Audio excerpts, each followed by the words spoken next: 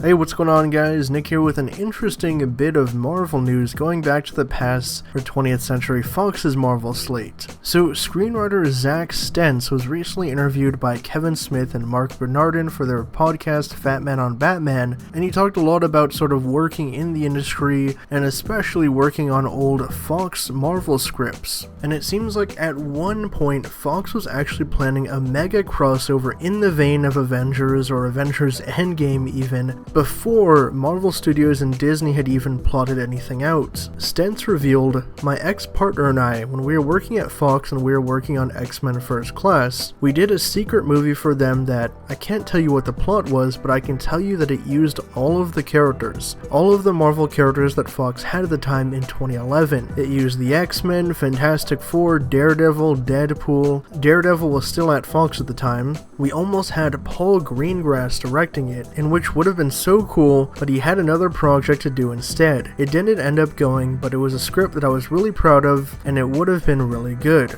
So that's right, if you can imagine, Paul Greengrass, the director behind several of the Bourne Identity films, Captain Phillips, United 93, at one point was supposed to direct some kind of mega Fox Marvel crossover that would have had the X-Men, Fantastic Four, Daredevil, Deadpool, before, we got the definitive version of Deadpool. So that just strikes me as very interesting. It's something, it's like one of those what-if stories where you hear about it and you're just like, how would that have even turned out, This was around the time that X-Men First Class was being developed, so Matthew Vaughn was at the studio. This was before they went into, Days of Future Past and everything. So I'm just very curious to see how this came about, who was behind it. Why did Fox want to do something like this? Because, X-Men, Fantastic Four, and Deadpool, I guess that makes sense crossing over, but throwing Daredevil into the mix just seems a bit weird and kinda out of place, but I guess like he said, they were trying to utilize all of the Marvel characters that they had